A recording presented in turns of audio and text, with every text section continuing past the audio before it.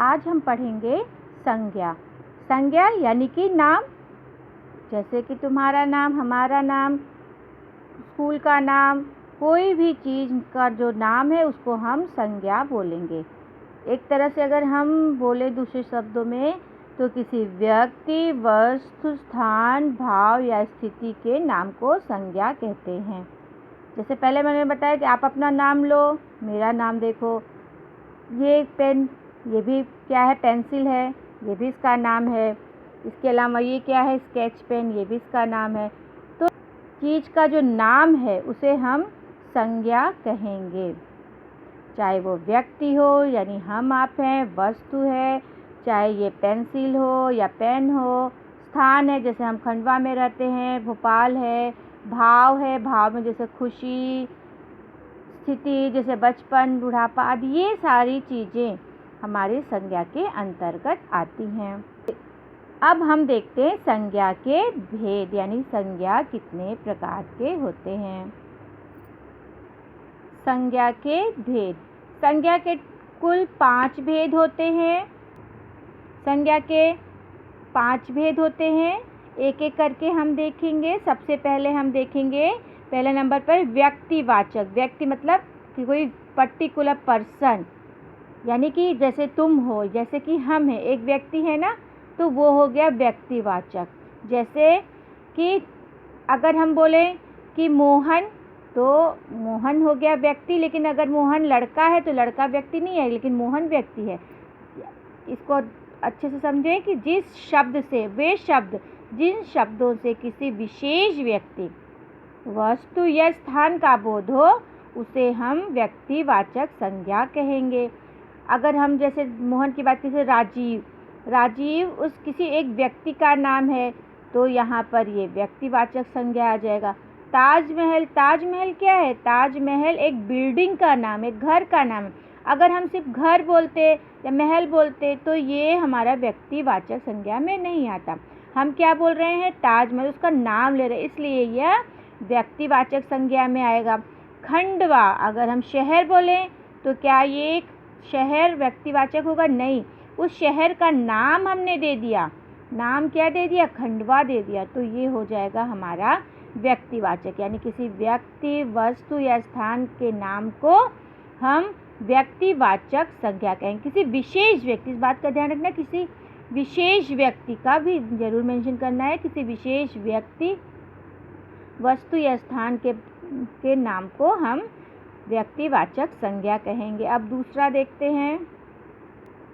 दूसरा है हमारा जातिवाचक संज्ञा, यानी जिस शब्द से किसी प्राणी, पदार्थ या समुदाय, प्राणी मतलब कि मनुष्य, पदार्थ मतलब वस्तुएं या समुदाय की पूरी जाति का बोध हो उसे हम जातिवाचक संज्ञा कहेंगे। जैसे हमने पहले भी बात की थी मोहन और राजीव की, ठीक है। अगर हम मोहन की बात करें, राजीव की बात करें, तब तो वो व्यक्तिवाचक संज्ञा हो जाएगा।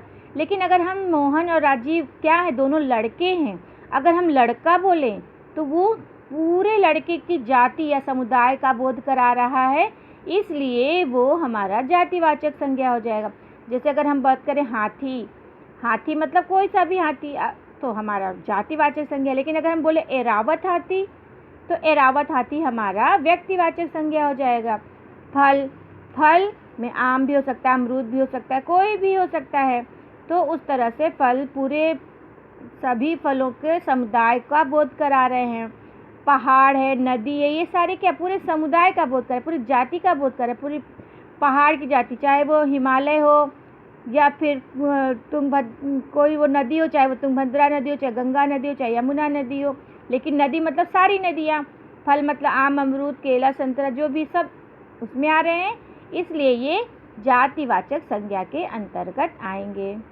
फिर तीसरा है भाववाचक संज्ञा। भाववाचक संज्ञा जिस शब्द से गुण, दोष, दशा, स्वभाव, कार्य का बोध हो उसे भाव, यानी जो भाव हुआ है, जैसे बुढ़ापा है, बचपन है, सुंदरता है, ये सारे क्या हैं, भाववाचक संज्ञा के अंतर्गत आते हैं। यानी जो मन के भाव होते हैं, जो और अन्य भाव होते हैं, उन्हें किसी के गुण दोष का पता चले, दशा का, दशा मतलब जैसे बुढ़ापा दशा है, गुण दोष मतलब सुंदरता, जैसे स्वभाव मतलब क्रोधी, इस तरह से ये सारी चीज़ों का जब बोध होता है तो वहाँ पर भाववाचक संज्ञा कहलाई जाती है। अगला है, चौथे नंबर पे है द्रव्यवाचक संज्ञा। द्रव्यवाचक संज्ञा उन संज्ञा शब्दों को कहते हैं जिन शब्दों से नाप तोल वाले पदार्थ या द्रव्य का बोध हो, यानी जिनको हम नाप तोल सकते हैं, गिन नहीं सकते हैं, सिर्फ नाप तोल सकते हैं। ऐसे संज्ञा शब्दों को द्रव्यवाचक संज्ञा कहते हैं। ऐसे शब्द जिनसे नापने तोलने का बोध हो, पदार्थ का बोध हो, द्रव्य का बोध हो, ठीक है, उन्हें हम द्रव्यवाचक संज्ञा के अंतर्गत रखते हैं। जैसे ऊन है, ऊन को हम गिन नहीं सकते, नाप सकते हैं। कपड़ा है, कपड़े को भी हम गिन नहीं सकते, नाप सकते। सोना है, सोना को हम तौल सकते हैं। अनाज है, अनाज को भी हम तौल सकते हैं, गिन नहीं सकते, इसलिए ये सब द्रव्यवाचक में। लकड़ी को भी हम तौल सकते हैं, गिन नहीं सकते। इस तरह से ये सारी चीज़ें हमारे द्रव्यवाचक संज्ञा के अंतर्गत आती हैं। और अब अंतिम है पांचवा। अब पांचवा है समूहवाचक।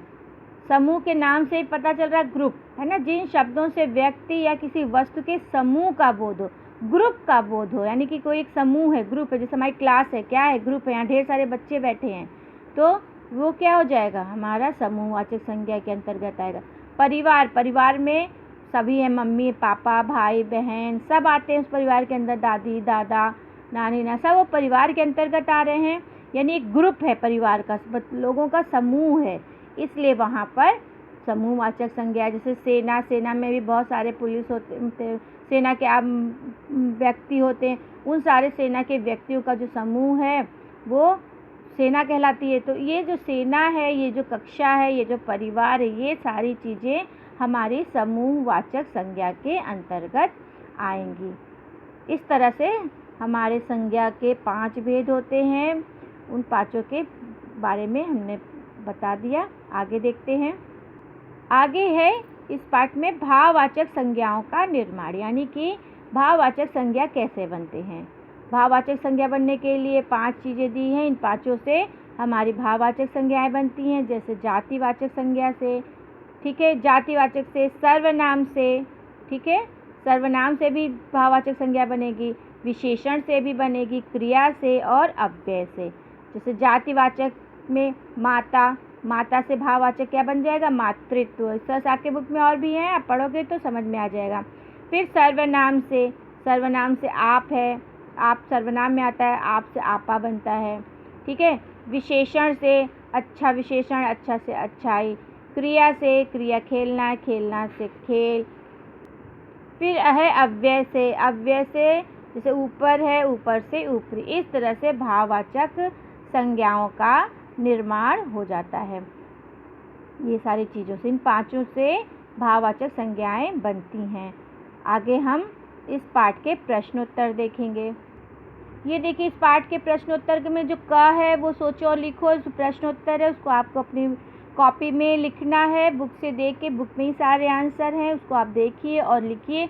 और उसके बाद ये अभ्यास में जो ख, ग, घ और अंगा दिया है, ये सारे मैंने आपके लिए यहाँ पर लिख के रखे हैं। आप इनको देखिए और इनको समझकर आपको अपनी कॉपी में लिखना है। अगर नहीं समझ में आए तो आप पूछ सकते हैं।